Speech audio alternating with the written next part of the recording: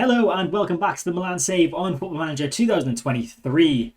Now, since the last episode, we've played a whole host of league matches and we've found out who our opponents are going to be in the round of 16 of the Champions League, which is the games that we will be playing in this episode. But before we get to that, let's take a look at how we've done in the games that we played off camera. So we kick things off with an away tie in Serie A against Cremonese, and we made 8 changes from the Crvena Zvezda Champions League game, which was in the midweek before this one. But thankfully, we still managed to get a 4-0 win, a very convincing win. Lazetic opened the scoring for us just before half-time. He then got a second just after half-time. Then Alban Laplord scored his first goal from open play. And then Hudson-Odoi was the man to get our fourth. We then faced Frosinone in the third round of the Coppa Italia, and we managed to win quite comfortably in the end. 4-2 victory. Bargi, Sesko and a brace from Vignato getting our goals. We then brought on 5 youngsters at about the 70-minute mark, and that is when we conceded our 2 goals. So that's sort of my excuse for the 2 goals conceded against Frosinone. But we still managed to qualify for the next round of the Cup. We then faced Sassuolo at home in the league, and Benjamin Sesko was the man to get on the score sheet once again just before the half-an-hour mark. However, he picked up an injury just before half-time, which meant that he had to leave the field of play. There was no other real chances in the rest of the game. Benjamin Sesko's injury turned out to be a twisted ankle, so that kept him out for 4 weeks. He's only just returning to full fitness now, so it's up in the air as to whether he's going to make an appearance in the first leg, at least, of our Champions League game in this episode. We then faced Torino in the Coppa Italia 4th round, and it was a chaotic game. There wasn't many chances, but Rooney Bargi got himself injured on the 5th minute. That turned out to be pulled ankle ligaments, which kept him out for around 12 days. Rafa Leao then got injured on the 20th minute, well, the 19th minute, and that turned out to be a twisted ankle, the same injury that Benjamin Sesko had, so Rafa Leao would be out for 4 weeks. And then, as I said, nothing really happened in the rest of the game. We went all the way through extra time, and then through to penalties, and we lost on penalties. Callum Hudson-Odoi missing his penalty, Torino scoring all 5 of theirs, and we are out of the Coppa Italia. We then had an away game at Hellas Verona, and we went a goal down due to a Victor Oletu mistake. He attempted a clearance and just made a mess of it, and Spendi opened the scoring for Hellas Verona. But thankfully, Ishmael Benessa was on hand to get a very quick equaliser, and then Gouveia was on hand to get an even quicker goal to turn the game on its head and give us the 2-1 win. We then went into the game away from home at Atalanta, 3rd in the table, and Atalanta are obviously up there challenging as well in the top 4 or 5 spaces in the league, and this game was definitely one for the neutrals. Samuel Vignato opening the scoring on the 9th minute. Lazetic doubled the lead on the 39th minute and then scored another goal with his head just before half-time to take us into the break 3-0 up. Benessa wanted in on the scoring as well, as he scored a low-driven shot on the 57th minute to make it 4-0. Pasalic, though, scored a near-post header to make it 4-1 and give Atalanta some sort of route back into the game. Unfortunately, Theo Hernandez was injured with just over 20 minutes to go in this game, and you'll never guess what that injury was. What's that? Yep, a twisted ankle. 4 weeks out for Theo Hernandez as well. Everyone gets a twisted ankle. It's like the Oprah Winfrey Show. You get a twisted ankle. You get a twisted ankle. I just get pain and suffering when all of my players have the same injury at the same time. So Theo Hernandez and Rafa Leao probably won't be making any appearances in today's episode. The comeback looked like it might be fully on when Zapata scored on the 78th minute for Atalanta to make it 4-2. But thankfully, Charles de Ketelaere got our 5th, which seemed to put the game beyond doubt. That was until we gave a penalty away in the 92nd minute. And it was Theo Hernandez's substitute, Luca Netz, who fouled Lindelof and gave Zapata the opportunity to convert from the spot, which he did. But thankfully, we didn't cause any more situations for ourselves, and it ended with a 5-3 win. A very entertaining game, and thankfully we were on the right end of it. We then headed into a home game against Frosinone in 2nd in the league table, climbing our way up there, and we comfortably swept them aside. Rooney Bargi getting himself a hat-trick. The hat-trick completed on the 68th minute, and Lazetic also getting a goal. He missed a penalty late on, but it didn't really make a difference to the scoreline. And the final game, the most recent game that we played off camera, was at home to Cagliari, and Marco Lazetic is just... he's in some Benjamin Sesko form from the last episode. He scored 4 goals in this game, 3 from open play, 1 from the spot, and single-handedly gave us a comfortable 4-0 win. Yet again, at least four goals scored in this game against Cagliari. That's the last 3 league games we've scored 4 goals or more. And you may now be able to see a little bit of a spoiler as to who our opponents are in the round of 16. So I was a bit annoyed at this, to be quite honest with you, when you look at some of the teams that were available to be drawn against. We've been drawn against Barcelona. These are the teams we could have got due to seeding. So we could have got Bayern, which would have been equally as difficult. Wolves, which would have been a bit easier. Shakhtar, Monaco, they would have been fine. Obviously, we got Barcelona. Villarreal, that would have been fine as well. Man City, Dortmund, less so, but we did beat Dortmund earlier in the campaign. But Barcelona just seems like... yeah, it's annoyed me. It's annoyed me a little bit. But hopefully we can get a result against them. There's some other very big ties in the round of 16 as well. Bayern Munich, Chelsea, Dortmund, PSG, they are 2 big ones. And you've got an all-English affair between Wolves and Arsenal as well. So hopefully we are going to be okay in this one. We'll have a look at Barcelona, see how they're doing domestically and all that jazz. So they are coming off the back of a 4-0 win over Girona in the league and a 1-1 draw against Juve in the Champions League, I'm assuming. They're currently second in La Liga, but they are only 5 points off Real Madrid in the top, and they've got 2 games in hand. So if they win them games, they are top of La Liga. They've still got Robert Lewandowski at 37 years old. A very difficult player to play against. I'm pretty sure I checked him earlier, and he is still scoring goals. He's got 21 in 34 appearances, so that's not too bad, especially for a 37-year-old. So let's take a look at their Champions League campaign so far. Obviously, we know that they didn't make it into the top 8 in the league phase. They started things off well with a 2-0 win over City, but then 3 defeats out of the next 4 games to Juve, Wolves and Liverpool. Wolves have had some scalps in this competition so far this season. And then a draw against Rennes isn't the best. They then beat Napoli, smashed Red Star Belgrade and beat Marseille to confirm their place into the knockout playoff round, where they were drawn against Juve in a very big tie for that stage of the competition. Beat Juve 3-1 at home and then drew 1-1 away from home. And that is where we find ourselves today, heading to the new camp, or the Spotify Camp Nou, whatever it's called these days, to face a difficult challenge in the form of Barcelona. And of course, we do have the injuries to some key players, which isn't going to help us. Elsewhere in the Champions League tonight, we've got Shakhtar against Real Madrid. I think you can only imagine one winner in that one, but we'll keep an eye on it, see what happens. So this is the lineup we are going with for this first leg away from home at Barcelona. We've got Mike Mignon in goal as always. We've got Alessandro Zanoli coming into the side at right back. He's taken the place of Divine Wrench, who is playing at left back today because of Theo Hernandez's injury, and our backup left back Luca Netz still recovering from an injury, which would mean he's only really meant to have 45 minutes of this game. We have been playing Eduardo Espinar, who is the man that we brought back from loan earlier in the season. He's been doing okay at left back, but he's not registered for this competition, so he can't play today. So a bit of a selection headache there, but hopefully Divine Wrench will be accustomed enough to be able to play there. I think it's the first time we're actually playing him at left back, but I'm sure it'll be fine. At centre-back, we've got Mattia Vitti alongside Fikayo Tomori today. We're resting Pierre Kalulu because he is lacking a bit in condition, and Vitti is a good enough replacement for him. At defensive midfield, we've got Gravenberch and Benesa returning to the side in place of Victor Aletu and Lucas Guna Duarte. Victor Aletu, he's got a fitness test icon next to him as well, so obviously he wouldn't be our first choice defensive midfielder regularly, but he has been doing pretty well since recalling him from his loan. At right wing, we've got Rooney Bargi coming back into the side for Callum Hudson-Odoi. We gave Bargi a bit of a rest in the last game specifically for this match. Sammy Vignato is attacking centre midfield. Thiago Gouveia at left wing. And then Marko Lazetic is our striker today. Benjamin Šeško and Charles Aketelea are on the bench, both coming back from recent injuries, but recommended to 45 minutes and 75 minutes of action, respectively. The bench is looking a bit bare bones. Theo Hernandez obviously injured. Rafael Leao still recovering from his injury. And then the fact that we've got little fitness test icons next to so many players does not fill me with hope.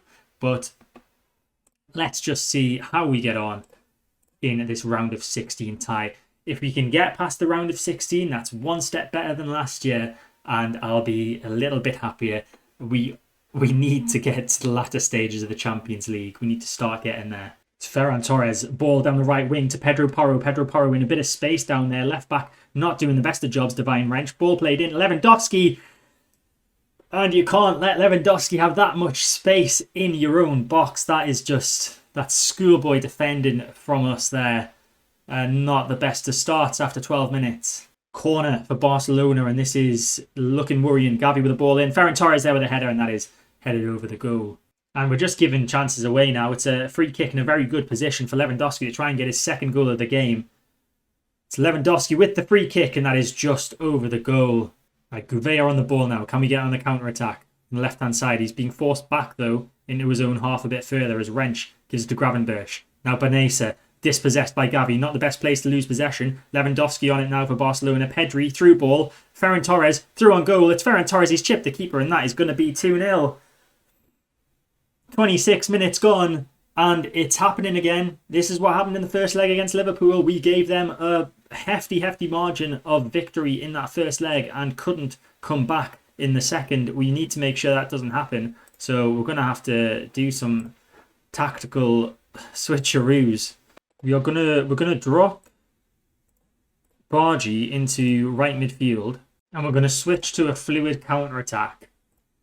We'll drop Gouveia to a winger on support. Vignota can stay as a shadow striker on attack, and Lazetic can drop to complete forward on support.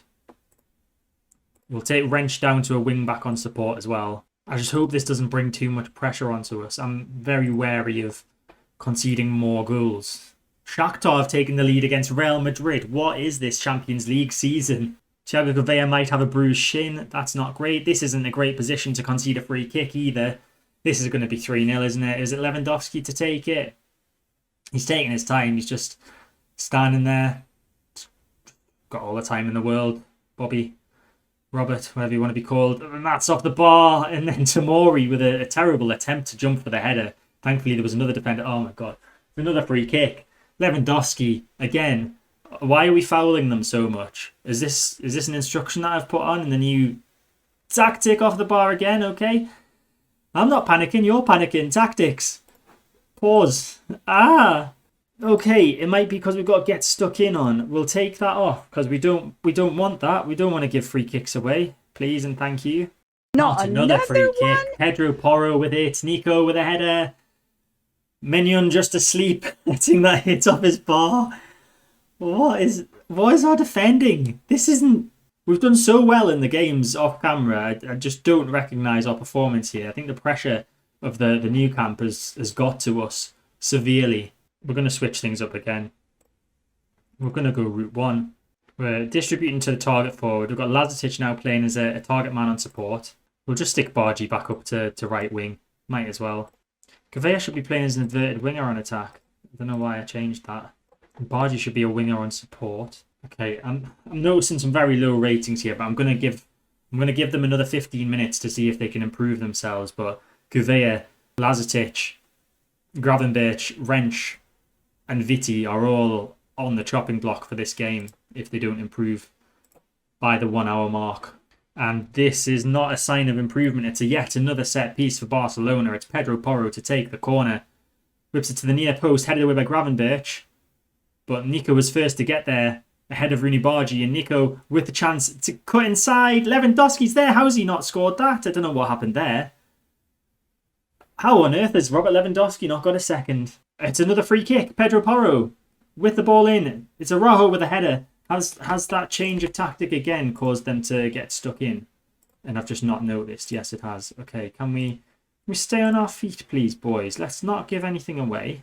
Real Madrid had levelled against Shakhtar, and now Shakhtar are ahead again. It's 2-1 to Shakhtar. At least someone's having fun today, because I'm certainly not, with Pedro Porro on the right-hand side. Plays it back to Nico. All the way back to Jules Koundé. Good tackle from Ismail Benessa, but we don't really have many options to pass to, and possession is back with Barcelona as quickly as they lost it. Now Frankie de Jong to Nico to Ferran Torres. It's Ferran Torres with a shot, and Mike Mignon decides not to catch that. He wants to just palm it away, give the game time to breathe. Not a fan of that, Mike. Okay, Route 1 has led us to have the ball, or at least did temporarily, and then we decide to pass the ball to Ferran Torres. Great pass if you were a Barcelona player, but I don't think you are. Pedro Porro now running down the right-hand side. He's in the box now. Chance for a third.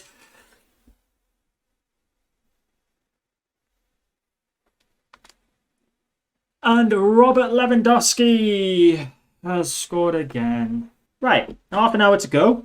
Been trying to stop them from scoring lots of goals. And now I'm tempted to just do the opposite. I'm not encouraging them to score loads of goals, but attack, basically. We've not really been attacking. We'll switch back to our usual. And I guess we've just got to go for it. I mean, we'll bring Luka Netz on at left back. Why not? Šeško can come on up front for Lazetic. Stickman's the advance forward. Gavea. We'll take Gavea off and bring on Callum Hudson-Odoi at left wing. He's not really played there before. Has Bargy played there before? Yeah. We'll move Bargy to left wing. Hudson-Odoi on right wing. We'll try the left winger as a winger, and then the right winger can be the inverted winger. Not that that's really going to make a difference. Yeah, we'll make them 3 changes. Half an hour to go. Let's see if any of the substitutes can help us out a little bit. Well, the positive is that we've not conceded another goal yet, but we haven't really had any chances either. So Charles Ketelea is going to come on for Sammy Vignard to attack in centre midfield. We're going to bring on Aletu for Gravenberch in defensive midfield. And that'll be our all 5 substitutions made after that. So I guess we just try and hold on for a 3-0. Maybe try and grab a consolation. It's not really looking likely. And Barcelona have got a free kick, so they could be about to score their 4th. If they get a 4th, there is no chance in hell of us qualifying for the next round of the Champions League. 3-0 is tough enough. As De Jong plays it to Iran and the original free kick taker. Rooney Bargy with a great tackle, but he needs to have a lot of support up there for this counter-attack to work. It's Benessa now. No mistakes, please. Hudson-Odoi out to Net. Lots of men over on the left-hand side. Luka Net advancing with the ball now. He's in the box. Plays it across. Ketelea is there and it's cleared by Koundé. And that wasn't even a chance. Why did you show that to me? That is the closest thing to a chance that I remember us having all game. Koundé skips past our left back like he wasn't even there. Koundé now down by the byline into the box. Just easiest of runs for him to do there. Frank Kessie's header saved by Mignon there. And please, can this game just end? We're into the first minute of 3 added minutes of stoppage time. And Dembele with a corner. So many set pieces for Barcelona today, headed away by Viti. But my wish is not granted. We still have a highlight. There's less than a minute to go. Hopefully we're not going to just give the ball to Barcelona like we have done most highlights this game. Oh, no, yeah, that's what we're going to do. We're going to give the ball to Koundé. Let's all give the ball to Barcelona. Why not? Go on, have another chance. It's Dembele. We need to make a challenge. We failed to make a challenge. And he's played that back. If this is a highlight that just comes to nothing, I'm going to be so annoyed for the frustration that it's causing me. Koundé, forward to Dembele. Rooney wins the ball. Come on, can we get a consolation goal? It's Rooney Bargy to Šeško. I don't know why I'm getting excited. Because we're just going to give the ball away. Benessa. He's going to have a dig, isn't he? He's not. He's going to give the ball away. That's what we do. We give the ball away. We get the ball. We look like we're going to do something. And then we give it away. That's just how we work today. And there's the full-time whistle. That was a highlight that had no point being there whatsoever. I didn't need to see that. There was nothing of note to see. What a horrific performance. I feel like we've just gone back a season. And why am I outstretching my arms? I'm going to throw the water bottle, in fact. I don't care. Go red. Don't care.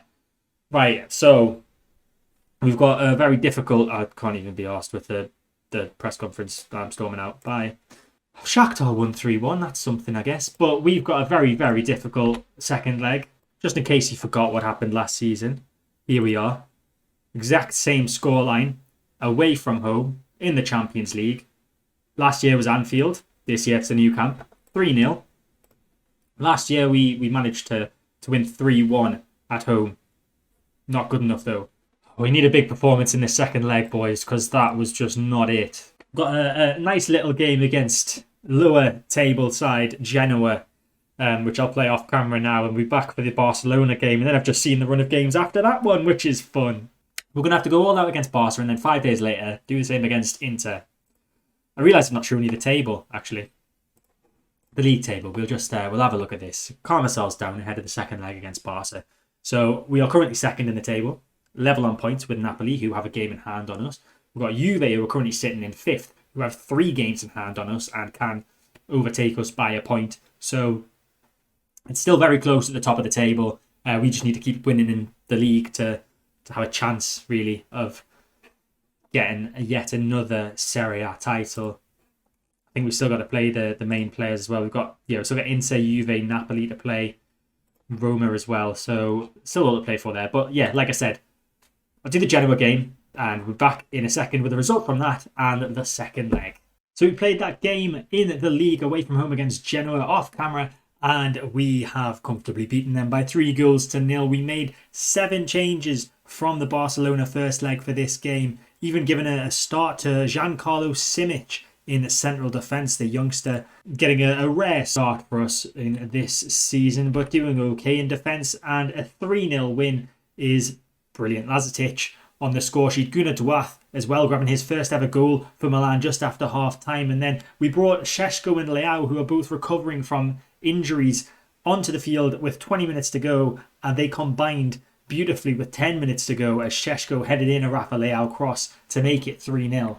And that result means things remain pretty much the same at the top of the Serie A table. Napoli also winning their game, so we are still level on points with them, but they still have that game in hand. Juve still not out of it either, down in 5th. They are obviously 9 points. 9 points? No, they're 8 points off us and Napoli, but have 3 games in hand. So it's still a 3-horse race, I would say, at least, with plenty of time left to go in this league campaign. Just looking at how Barcelona have done in their league game since the first leg, they beat Villarreal quite comfortably in the end, 2-0, and still remain second, but pretty much going to be top, aren't they, unless they drop points. And we have a very, very tough second leg.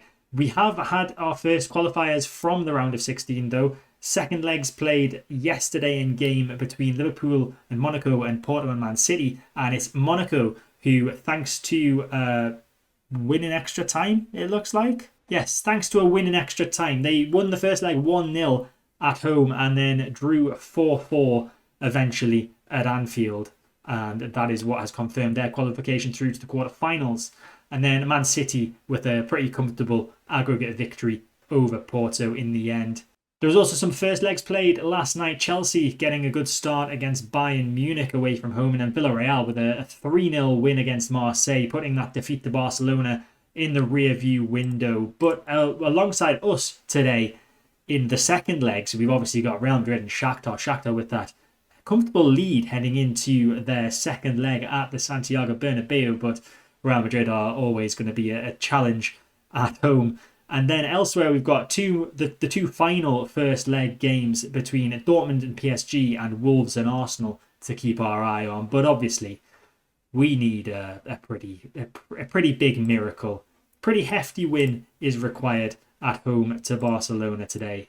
And this is the lineup that we're going to trust to get the result for us against Barcelona. We've got Mike Mignon in goal. We've got Zanoli in at right back for Divine Wrench, who drops to the bench. Pierre Kalulu and Fikayo Tomori, who were both rested for the league game, are back into the starting lineup. Luca Netz is at left back. Theo Hernandez still recovering from his twisted ankle. Ryan Gravenberch is back alongside Benesa in defensive midfield after they had a rest for the league game. Also having a rest for the league game were Rooney Bargi, Samuele Vignato and Thiago Gouveia. They all returned to the squad or the lineup. And then Marco Lazetic is continuing up front on his own. On the bench, we do have Rafa Leao and Benjamin Šeško. Rafa Leao is recommended to have 45 minutes, Šeško 75 minutes. So if it's all going tits up, we'll bring them on and hope for the best.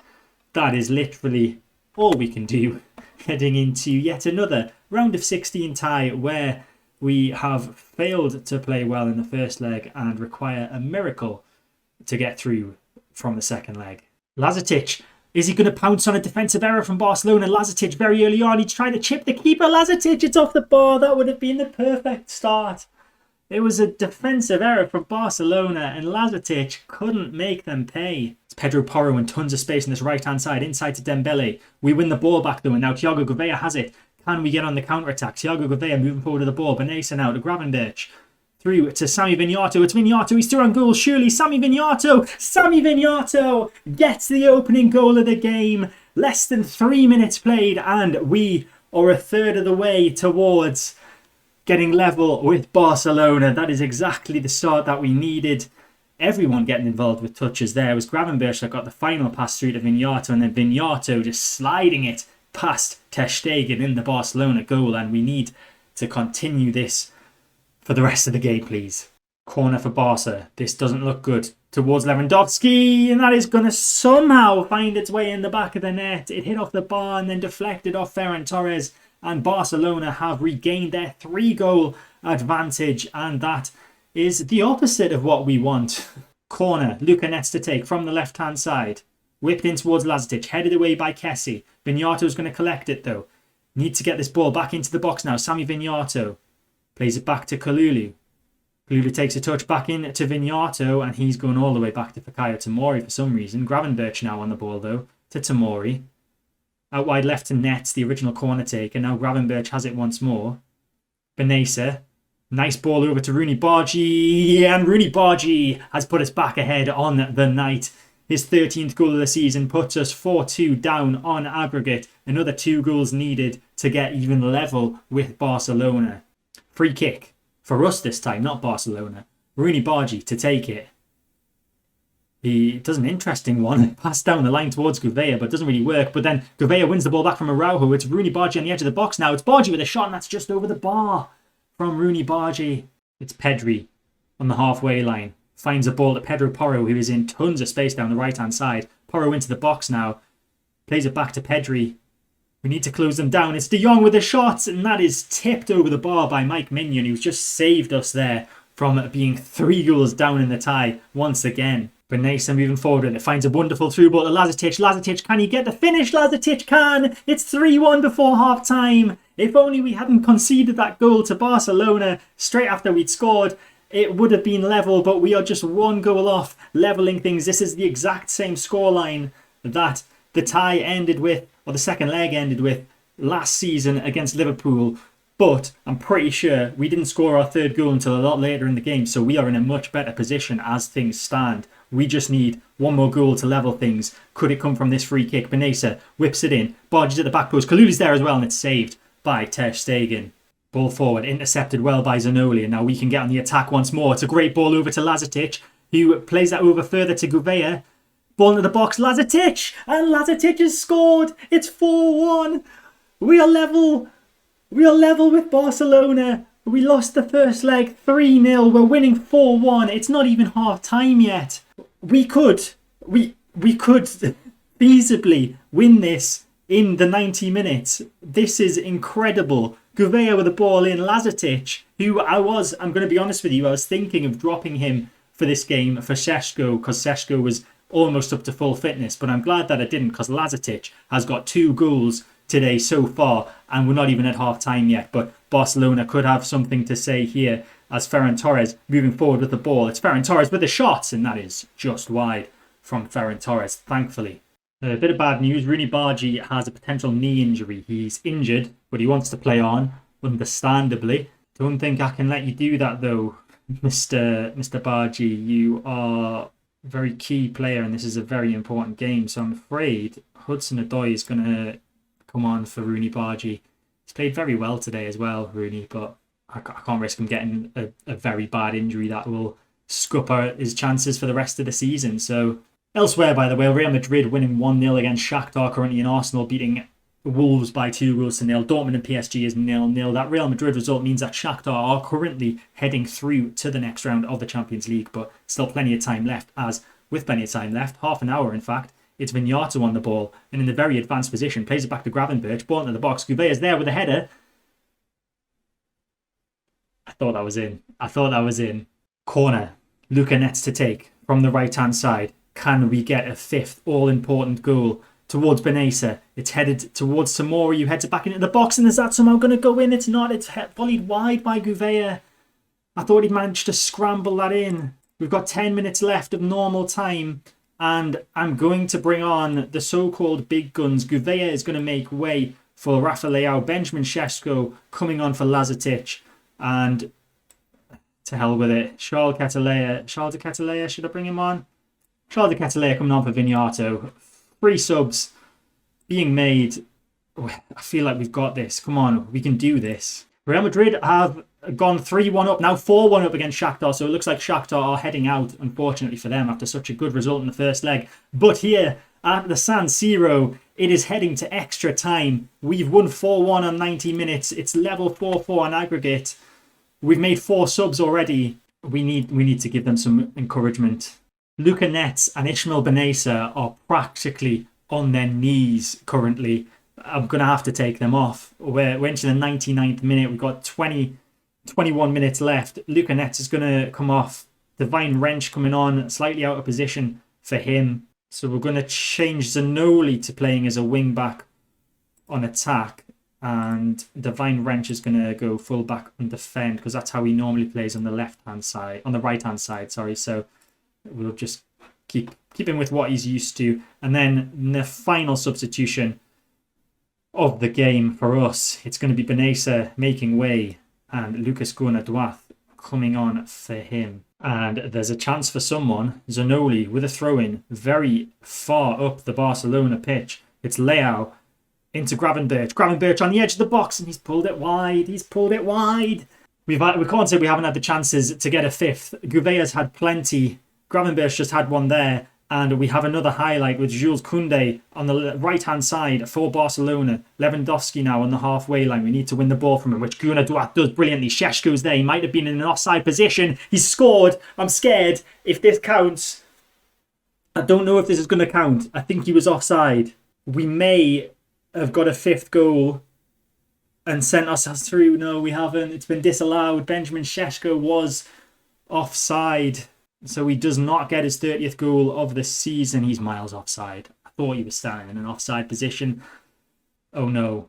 Set piece for Barcelona. Just before half-time in extra time. It's Memphis Depay to take it. Tomori wins that nicely, but it's going to come straight back out to Memphis Depay, who skips past the challenge of our defender. It's Memphis Depay with a shot, and that's saved by Mike Mignon. What a hero, tipping that over the goal. Now Gravenberch.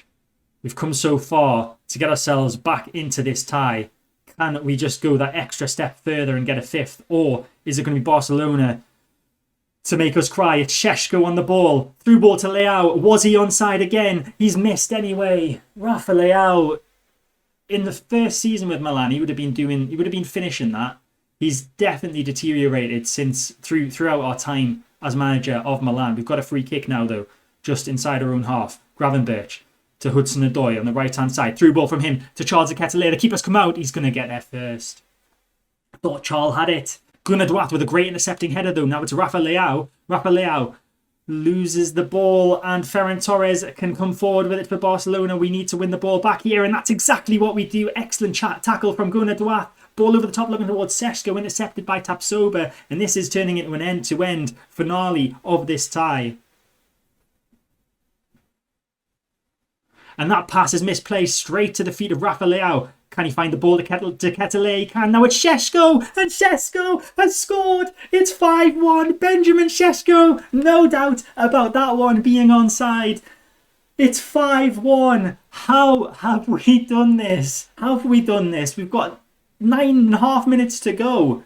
Antonio with the poor pass. I'm stumbling on my words. Rafa Leao through ball to Ketelaere. He passed it one further to Šeško, and Šeško just managed to sneak it in. It did hit off the hand of Ter Stegen, but it is in the back of the net. Šeško's 30th goal of the season, and we are 7 minutes away from qualification to the quarterfinals of the Champions League. It's going to make me have to work for it. We're into the 119th minute. There's 1 minute of added time. Lewandowski's on the ball. And please, not like this. Kalulu and Tomori working well there to deal with that possible danger. Mignon clears it. We've still got over a minute left. It's Šeško with the header. And please say that was the chance. It wasn't much of a chance, but I'll take the highlight just ending there, please. Ilic with the ball over the top looking for Ferran Torres, headed away by Zanoli. Now Gunnar-Duath. We just need to calm this down. Gravenberch to Hudson-Odoi. Ball over the top looking for Benjamin Šeško. And Rafa Leao. It's... Oh, I didn't realise that linesman had raised his flag. I'm getting excited about the ball going in, but you must have been offside. Just about 18 seconds left. Divine Wrench heading that out for a throw-in. Probably not the best of things to do. Could have brought it down and just launched it up the field. We're way past the 1 minute of added time.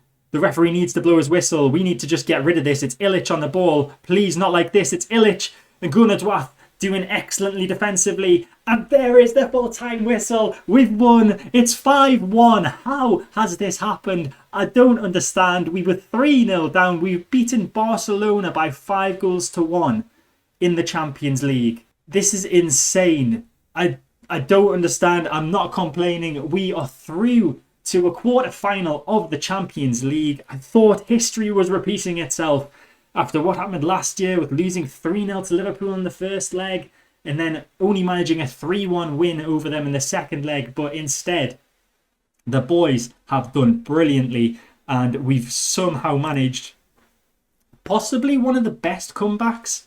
It's definitely one of the best comebacks in Champions League history, being 3 down to Barcelona after the first leg and just coming back and smashing them in the second leg.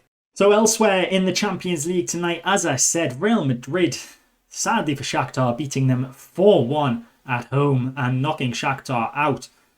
Elsewhere in the first leg games, Paris Saint-Germain beating Dortmund by 2-1 away from home and Arsenal beating Wolves by 3-0. We still have another 4 games that need to play their second legs. So as it stands, the teams that have qualified are Monaco, Man City, ourselves and Real Madrid. So this means that we're not going to find out who I'm playing in the quarter-final of the Champions League until next episode.